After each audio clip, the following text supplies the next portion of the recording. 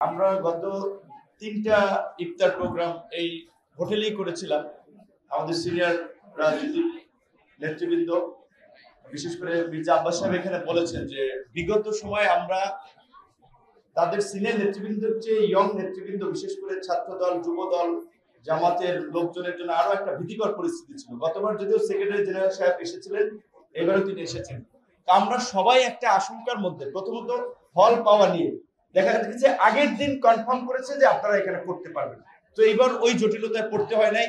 এবং নিচে ডিবির কোনো টিম সিভিলে রেডি নাই, কারো ওই আতঙ্ক নাই।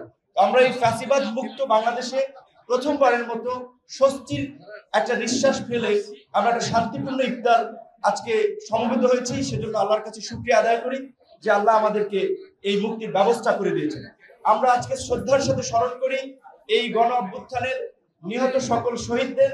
আমরা সুস্থতা কামনা করছি আহত সকল আমাদের সহকর্মী এবং সহযোদ্ধা নেতৃবৃন্দের।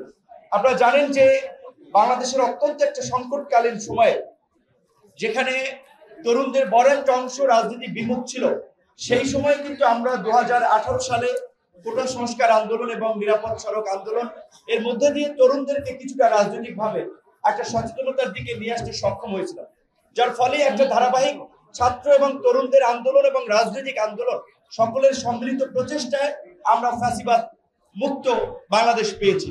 আজকের এই ফ্যাসিবাদ মুক্ত বাংলাদেশে যেন নতুন করে কোনো ফ্যাসিবাদ তৈরি না হয়, নতুন করে আমাদের যেন কোনো সংখ্যা তৈরি না হয়, সেজন্য আমাদেরকে সর্বশেষ আব্বাস সাহেব যেটা বলেছেন এটাই আসলে বাস্তবতা, যে আমরা এখানে সব রাজনৈতিক দল মত পথের ভিন্নতা থাকা সত্ত্বেও যেমন একই টেবিলে আমরা বসে ইফতার করছি, আমরা এখানে সমবেত হয়েছি। আগামীর বাংলাদেশে যেন আমরা একইভাবে বিনির্মাণ করতে পারি, একসাথে কাঁধে কাঁধ মিলিয়ে চলতে পারি, আমাদের সেই চিন্তা করা উচিত।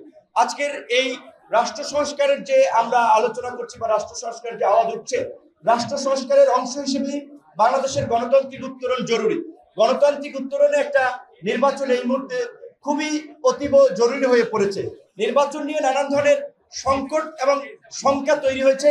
আমরা আশা করি প্রধান উপদেষ্টা ডিসেম্বরের মধ্যে নির্বাচন দেওয়ার যে অঙ্গীকার করেছেন, ডিসেম্বরের মধ্যে আমরা একটা সুষ্ঠু নিরপেক্ষ নির্বাচনের মধ্যে দিয়ে আমরা বাংলাদেশের নতুন দিগন্তের পথে আমরা হাঁটতে সক্ষম হব।